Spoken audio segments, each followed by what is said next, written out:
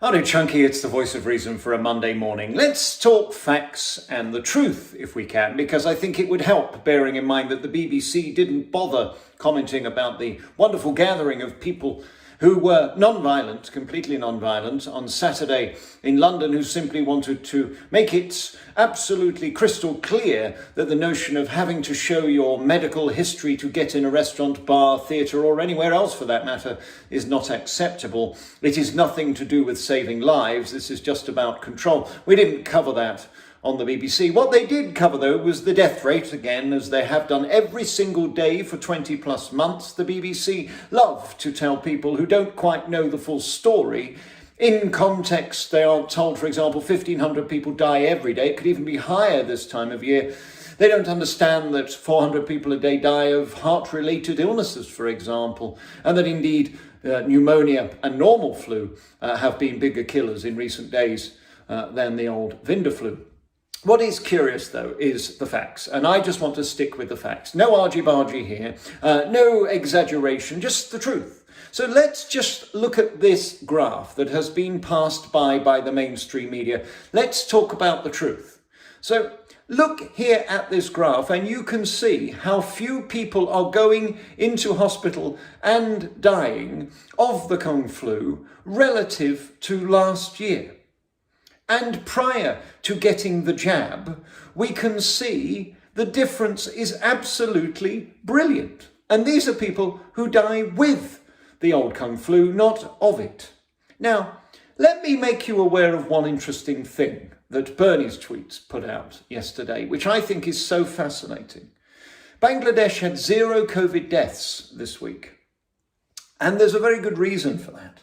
17% of their population, right, are overweight, whereas 67% of our population are overweight, and even greater numbers in the USA, as you would expect. Nearly 3/4 of the population are morbidly obese, fat, chunky monkeys, greedy guts.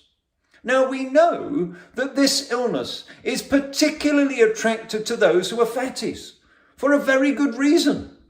The bigger you are, the harder it is to breathe.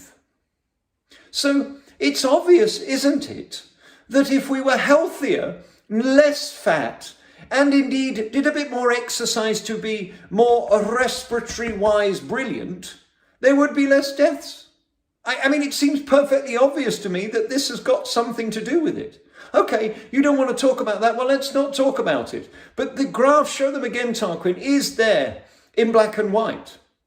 Although it is actually in different colours. But that's not my point. That's not why you called.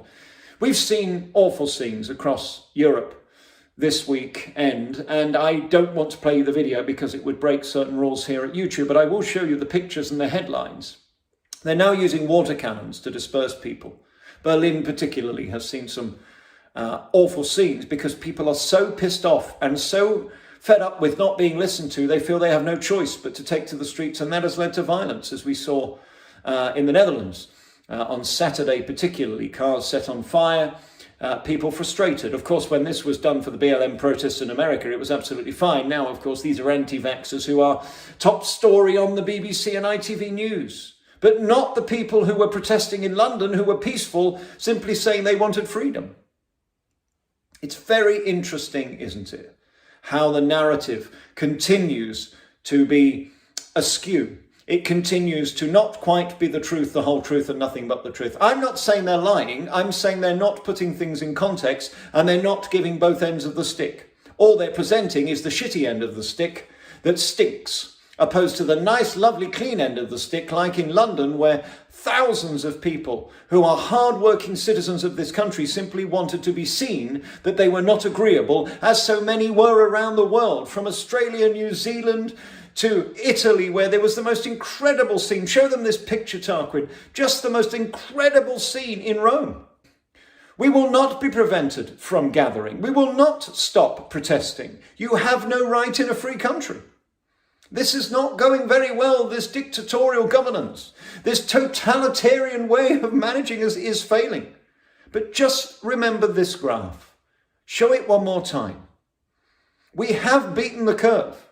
And that is because the elderly and the most ill, those with pre-existing, have been double jabbed. The people who are dying now, it seems to me, when you see the articles, are those who are overweight, which was always going to be the case.